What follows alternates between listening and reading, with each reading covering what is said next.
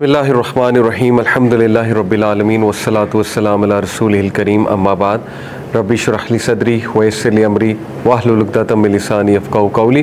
अस्सलामु अलैकुम वरहमतुल्लाहि वबरकातुहू। क्यों किसी से मोहब्बत करते हैं, मैंने आपको एक और क्लास में पढ़ाया था। मैंने आपको 3 रीज़न्स बताई थी, ठीक है। हम या तो किसी से इसलिए लव करते हैं, मोहब्बत करते हैं कि वो बहुत खूबसूरत है, ऑब्वियस सी रीज़न है, ठीक है। खूबसूरती इंसान को पसंद है, जब हमें को खूबसूरत लगने लगे तो उससे प्यार हो जाता है।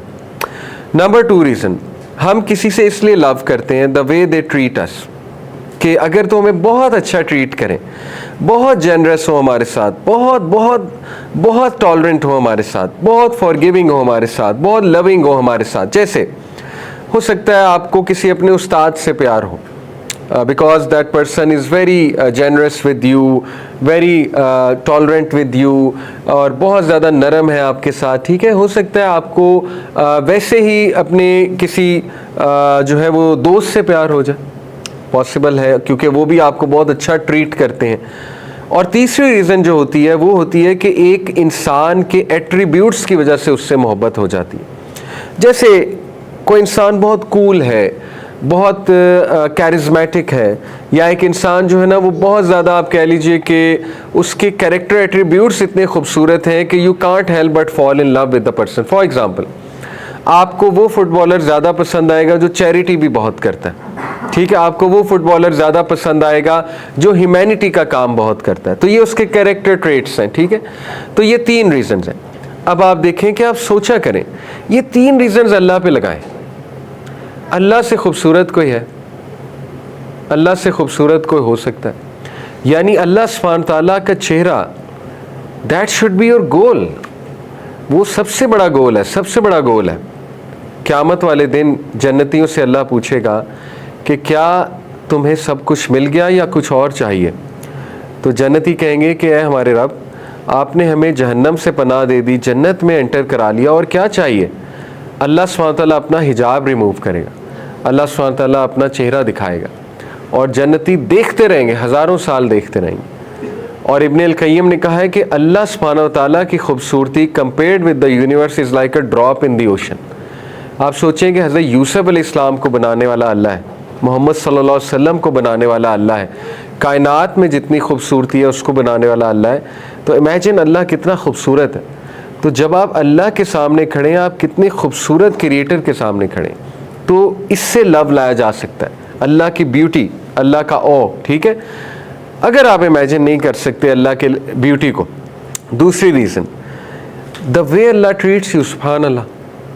यानी अल्लाह ताला जिस तरह इंसान को ट्रीट करता है, इवन पेरेंट्स नहीं कर सकते, no one can treat like that. अल्लाह इतने चांसेस देता है आपको, इतने चांसेस देता है आपको। अल्लाह आपके ऐब छुपाता है, अल्लाह ने आपके गुनाहों को छुपाया हुआ है, अल्लाह ताला ने आपको ज़िंदा रखा हुआ है, बजाज इसके कि हम अल्लाह की डिसोबीडियंस करते हैं, रेगुलर डिसोबीडियंस करते हैं।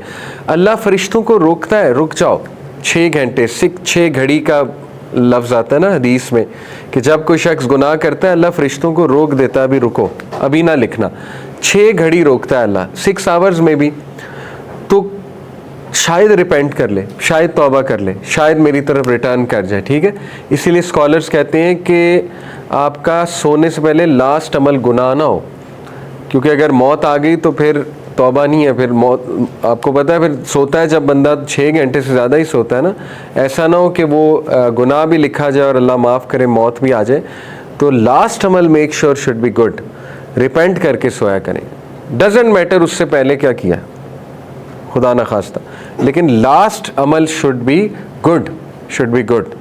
और 6 आवर्स अल्लाह ताला फरिश्तों को वेट कराता है। ये मोहब्बत नहीं तो ये क्या है? अल्लाह ताला जो है वो हमें इम्यून सिस्टम अल्लाह ने ऐसा दिया हुआ है, कितनी चीज़ों से अल्लाह हमें प्रोटेक्ट कर रहा है, कितनी बीमारियों से हमें प्रोटेक्ट करता है अल्लाह सुब्हान ताला। इसी तरह आप देखिए कि अल्लाह सुब्हान व ताला हमारे मामलात को कैसे हैंडल करता है। अगर हमें पता लग जाए तो हम सजदे से ही ना उठें, the way he handles our affairs. तो इतने चांसेस जो रब दे रहा है और इतनी मोहब्बत जो अल्लाह दिखा रहा है और जो वेट कर रहा है हमारा, तो नमाज में उन इमोशंस को लाना चाहिए कि मैं उसके सामने खड़ा हुआ जो मुझे सबसे अच्छा ट्रीट करता है। इसी तरह आप देखें, तीसरी रीज़न मैंने क्या बताई थी कि उस इंसान के एट्रीब्यूट, तो अल्लाह तो खालिक है, अल्लाह के तो परफेक्ट एट्रीब्यूट्स हैं, اللہ تعالیٰ سب سے زیادہ جنرس ہے، اللہ تعالیٰ سب سے زیادہ مرسیفل ہے، اللہ تعالیٰ سب سے زیادہ پاورفل ہے، اللہ سبحانہ تعالیٰ سب سے زیادہ محبت کرنے والا ہے. تو اتنے زبردست کریٹر کے سامنے جب آپ کھڑے ہوئے ہیں جو کہ سورس آف پیس ہے and source of every good ہے، تو لو کو لایا کریں، لو آف اللہ. اوکے، پھر hope of Allah, hope from Allah. You should bring hope in your صلاح کہ مجھے اب معاف فرمائے گا اللہ، میں ہوپ کے ساتھ نماز میں انٹر ہوا ہوں یا انٹر ہوئی ہوں، اللہ تعالیٰ ول ہیو مرسی اپون می، یہ ہوپ ہے. اور میں نے جو بھی گناہ کیا اللہ تعالیٰ سے میں ہوپ کرتا ہوں یا کرتی ہوں کہ اللہ میرے گناہوں کو معاف فرمائے گا. That is the hope. اور یو ہوپ ٹو میٹ اللہ سبحانہ تعالیٰ. حدیث میں آتا ہے کہ جو کوئی اللہ سے ملنا چاہتا ہے اللہ اس سے ملنا چاہتا ہے، صحیح حدیث ہے. ٹھیک ہے، تو یہ فیلنگ لائی جا سکتی نماز میں کہ I am hopeful to see اللہ سبحانہ تعالیٰ، ٹو میٹ اللہ سبحانہ تعالیٰ. تو ہوپ کا بڑا رول ہے. اسی طرح فیئر کا بہت رول. دیکھیں فیئر بھی ہونا چاہیے. فیئر کیا ہے کہ میں رب العالمین کے سامنے کھڑا ہو گیا ہوں اور میں نے صحیح سے نماز پڑھنی ہے اور میں نے اپنے گناہوں کی معافی مانگنی ہے سجدے میں جا کے. تو اس میں تھوڑا سا اپنے ایکسپریشنز میں وہ چیز لائی جا سکتی ہے. فیئر کا مطلب وہ والا فیئر نہیں ہے جیسے فیئرز کی اقسام ہے نا. اللہ سے فیئر یہ نہیں ہوتا جیسے سانپ کا فیئر. سانپ کا فیئر تو نیگیٹو فیئر ہے نا، یا شیر کا فیئر تو نیگیٹو فیئر ہے. That is not fear of اللہ. یہ وہ والا فیئر ہے جس میں ریورنس ہے، ریورنس والا. ہیبا، ہیبا کہتے ہیں اس کو، ہیبت. آپ کے فادر کی آپ پر ہیبت ہے کہ نہیں ہے؟ اگر اچھا ریلیشن ہے آپ کا فادر کے ساتھ، ٹھیک ہے، آپ کی مدر کی ہیبت ہے کہ نہیں ہے آپ کے اوپر؟ عزت کی وجہ سے نا، لو کی وجہ سے. تھوڑا سا ڈر ہے.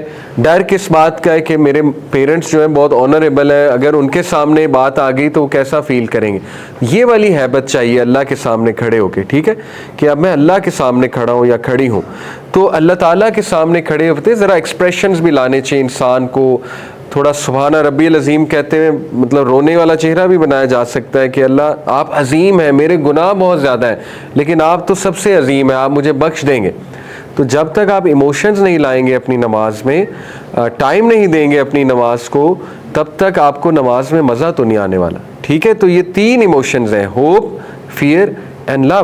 اب دیکھیں آپ جب شروع میں کھڑے ہوتے ہیں آپ اللہ اکبر کہتے ہیں اور پھر اس کے بعد آپ پڑھتے ہیں سبحانک اللہم و بحمدک، کہ اللہ تعالیٰ پاک ہے. سبحان کا مطلب ہوتا ہے پاک ہے اللہ، ہر عیب سے پاک ہے.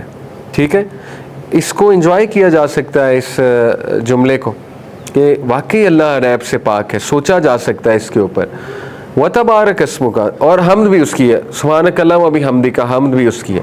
وتبارک اسمک، اور بابرکت ہے اس کا نام.